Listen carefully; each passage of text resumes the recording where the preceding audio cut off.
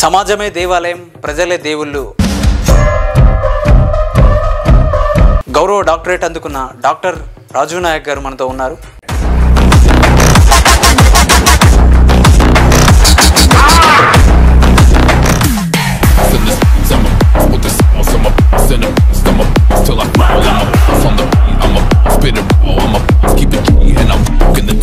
డబ్బున్న వాళ్ళు చాలా మంది ఉంటారు. ఈ సామాజిక సేవలోకి రావడానికి రీజన్ ఏంటి? చిన్నప్పటి నుంచి బాగా కష్టపడ్డా, కష్టం విలువ తెలిసినోడిని, డబ్బుల విలువ తెలిసినోడిని. ఆ కష్టాలు నా లెక్క ఎవరికి రావద్దు. చిన్నప్పటి సంది కష్టాలు చూశాను. అసలు ఏంటి కష్టాలు?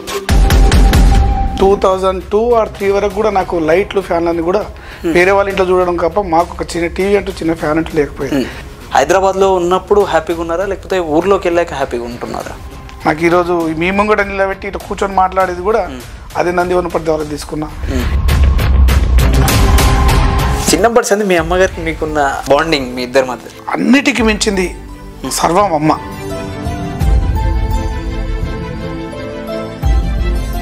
సడన్గా బ్రెయిన్ ట్యూమర్ తెల్లారి చనిపోయింది. అంతా నీ పాదాలకు వల్ల నాడుగులు సాగాలమ్మా.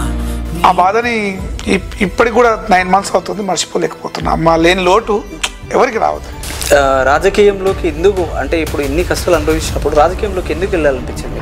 ఎవరికైనా ఆపద వస్తే పోలీస్ స్టేషన్ కొట్లాడుకుంటారు, పోలీస్ స్టేషన్కి వెళ్ళడము, అట్లా కొంచెం పొలిటికల్గా అంటే లీడర్షిప్గా అట్లా కొంచెం. మీ గ్రామానికి సంబంధించిన వాళ్ళకి ఎవరికైనా ఎంప్లాయ్మెంట్ ఏమైనా క్రియేట్ చేశారు? అది న్యాయంలో జరిగింది. ఊర్లో ఉన్న నిరుద్యోగులకు, ఎవరైతే మహిళలు కానీ లేకపోతే పురుషులు కానీ ఎవరైతే ఉన్నారో వాళ్ళకు ఉద్యోగం దొరకడం. మీ మీద కొన్ని నెగటివ్ కూడా అప్పుడు స్ప్రెడ్ చేశారు. వాళ్ళు మాట్లాడిన మాట చిన్న చిన్న విషయాలు నా దృష్టిలో. మీ మీద కేసులు కూడా ఉన్నాయంట కదా? 40 చీటింగ్ కేసు వేశారు. నేను జైలు కూడా పోయినా. తర్వాత నేనేదో నిరూపించుకున్నా. మీరేంటి బస్తాలు ఊర్లలో ధాన్యం బంద్ చేశారు?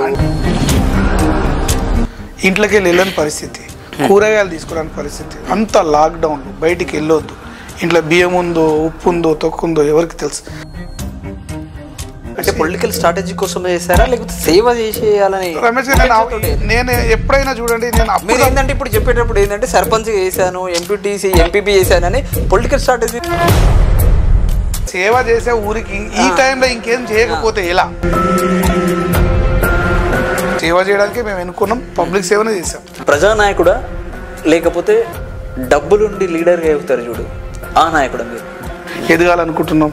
అది ఎదగడం మనం ఇవి అలా అనుకుంటే ఎదగలేమండి. ఇలాంటి కార్యక్రమాలు చేస్తేనే కదా ఎదిగేది. జనాల దగ్గర గుర్తింపు రావాలి కదా.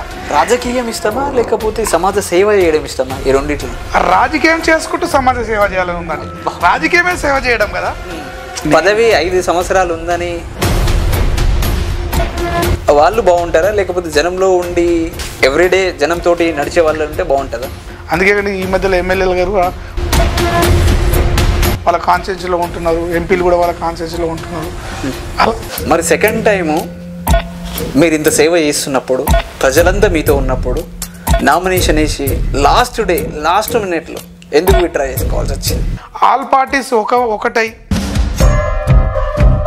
పెద్దవాళ్ళ మాటని ఇనానిమస్ ఇవ్వడం ఒకటి జరిగితే. ఫార్మర్ రద్దు చేయలేదు, మరి దానిపైన మీరు ఏమైనా స్టాండర్డ్ తీసుకుంటున్నారు? ఫార్మర్ రద్దు జరగదండి. అది ఒకరోజు ఒక మాట, 2 రోజులు ఇంకో మాట జరగదు. ఫార్మర్ రద్దు అనేది జరగదు. ఒక టాక్ నడుస్తుంది ఇప్పుడు, మీరు డాక్టరేట్ తీసుకున్న తర్వాత డబ్బులు ఇచ్చి డాక్టరేట్ కొన్నారు అనే ఒక. నేను ఈ రాజు అనే వ్యక్తి డబ్బులు ఇచ్చి డాక్టరేట్ దొరుకుతుందని నాకు తెలియదు. మేము ఈరోజు ఇలా ఉన్నాం, ఈ స్టేజ్లో ఉన్నాం. మొత్తానికి కారణం నాకు మంచిరెడ్డి కిషన్ రెడ్డి, మంచిరెడ్డి ప్రశాంత్ కుమార్ రెడ్డి. వాళ్ళిద్దరికి మీరు ఎప్పుడు లాయల్టీ? ఎప్పటికీ లాయల్టీ.